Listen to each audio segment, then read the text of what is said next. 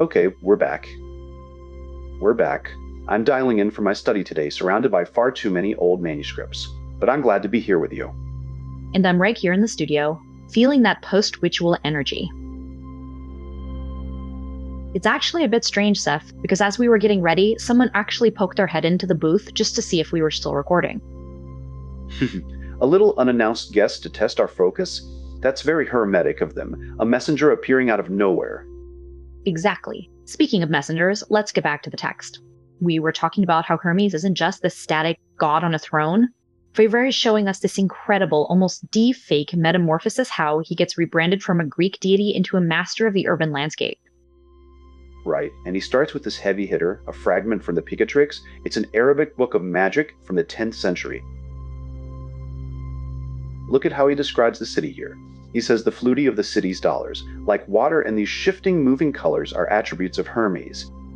It's like he's saying the very architecture of a city is a talisman. But then Seth, he makes this pivot. He says he wants to compare this to folk magic in an urban setting. Not the grand divine creation of a city, but Hermes inside the city. Yeah, it's a shift from the macro to the micro. He moves from the god who found civilization to the god who inhabits the streets. And he uses Ronsard to show this the euphemism of Hermes. He describes him at a street corner, acting like a charlatan or a street performer, playing with cups and tricks. That is such a huge drop in status. From divine architect to a guy running a magic trick at a market stall. But it's a loss of dignity and a transformation into a psychological type. And then, and this is where it gets really trippy, brings in Gustav Meyrink. He talks about this novel, The Green Face, set in Amsterdam. Oh, I love the imagery here. He describes this character, Chider Green, who is essentially a disguised and crucified Hermes. The book starts with a shop sign, Jokes and Pranks, Chider Green Salon. It's so much more street than the Olympian version. And look at the way the protagonist, Halberisser, wanders through this labyrinth of canals and dark alleys. The city itself is acting like a living, breathing organism. But wait, look at the description of Chider Green himself. He's a magician linked to Egypt, according to the author.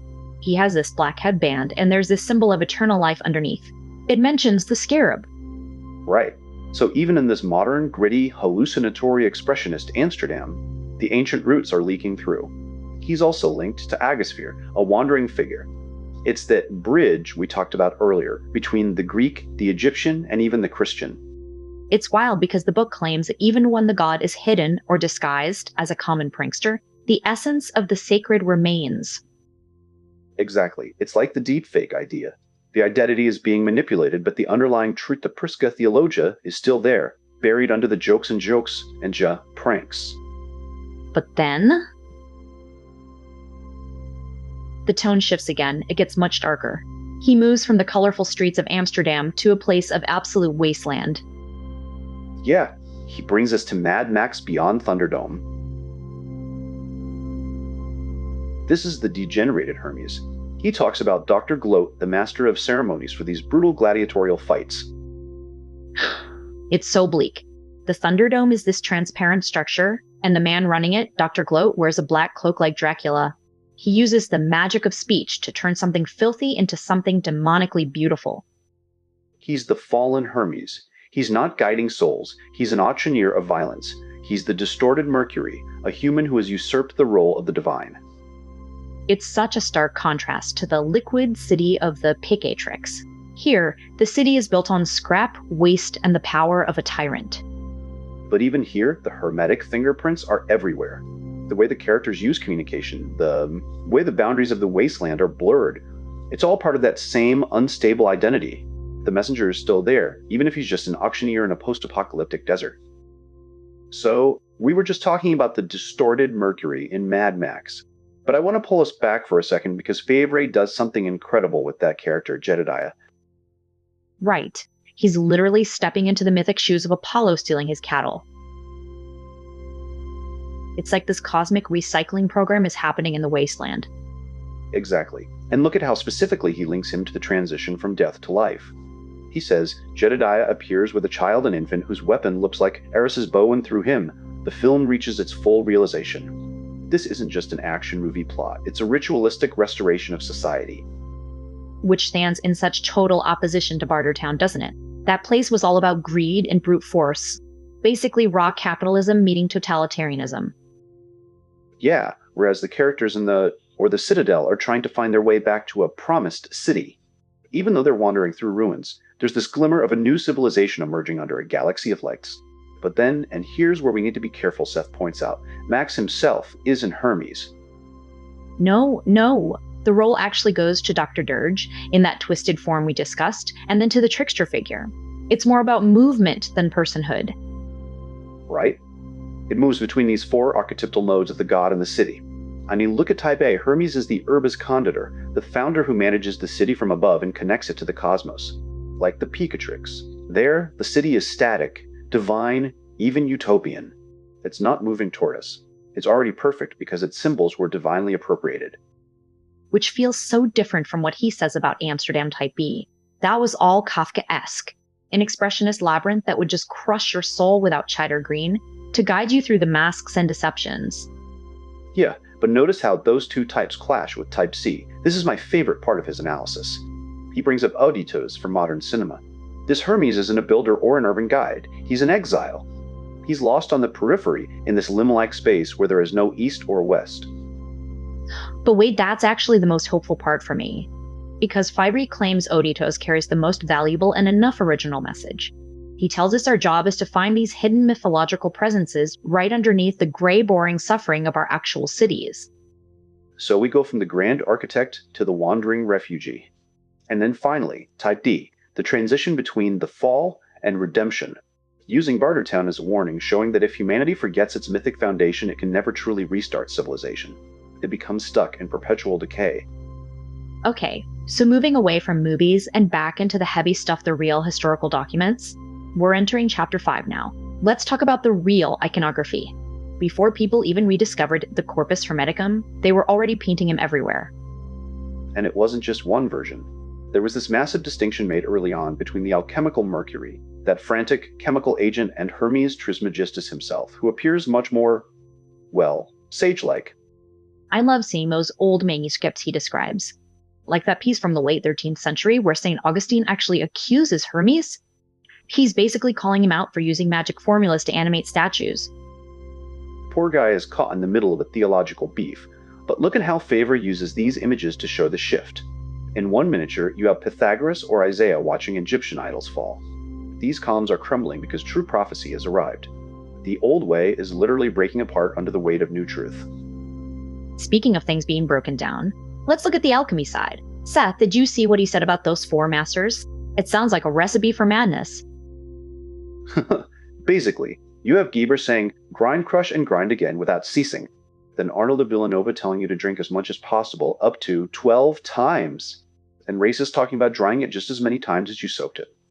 It's so visceral. It reminds me of our session with the handpan yesterday, that repetitive, rhythmic intensity needed to get into the flow.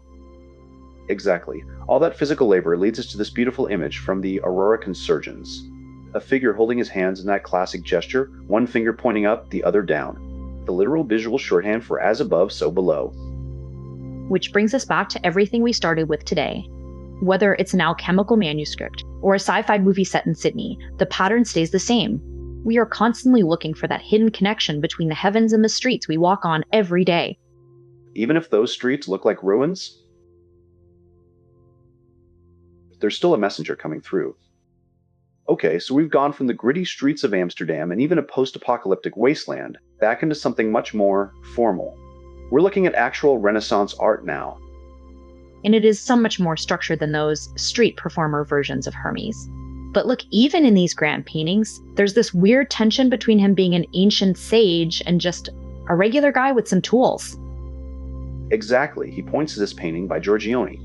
There's this figure who looks almost like St. John, but then he mentions X-ray analysis showed that the man on the right was originally wearing a feathered diadem, the kind you'd see on the Egyptian scribe Thoth. So they were literally deep-faking his identity even back in the Renaissance, grubbing away the divine Egyptian roots to make him look like a simple astrologer or a Christian saint? Precisely. It's that rebranding again.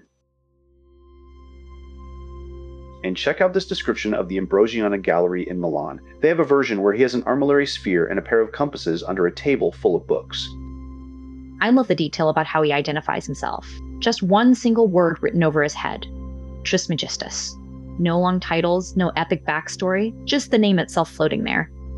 Right. It's all contained within a circle inscribed with a phrase from the 12th century. God is an intelligible sphere whose center is everywhere and whose circumference is nowhere. That sounds incredibly intense for a Tuesday afternoon. But wait, look at what happens next.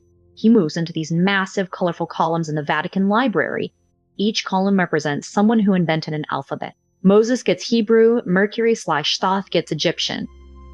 But here's the kicker. The figure representing Mercury Thoth isn't some ethereal spirit. He's wearing bright red boots, blue breeches, and a yellow cloak. He looked more like a character from a Renaissance parade than a cosmic deity. And look closely at his leg, there's actually a face covered in eyes painted on him. Wait, what? A face made of eyes? Is that Argus Panoptes, like the giant hundred-eyed monster from Greek myth? Yes.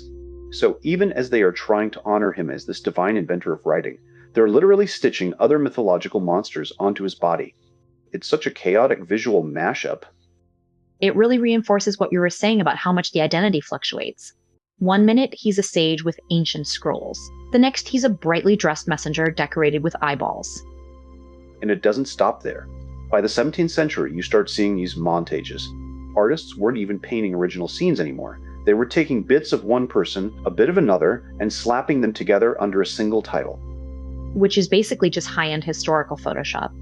They take Hermes here, Paracelsus there, Girolamo Cardano there, and suddenly you have this monumental image that never actually existed in real life. Exactly.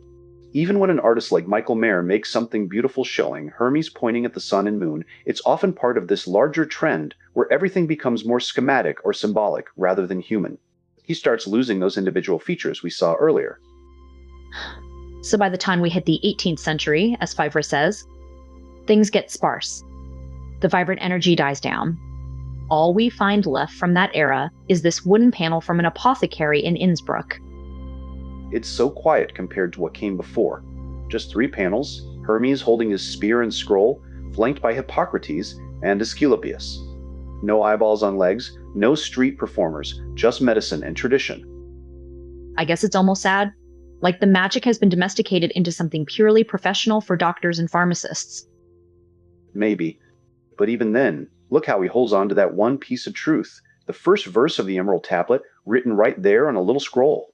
They might change the clothes, they might swap out the gods, but they can't stop repeating the fundamental law.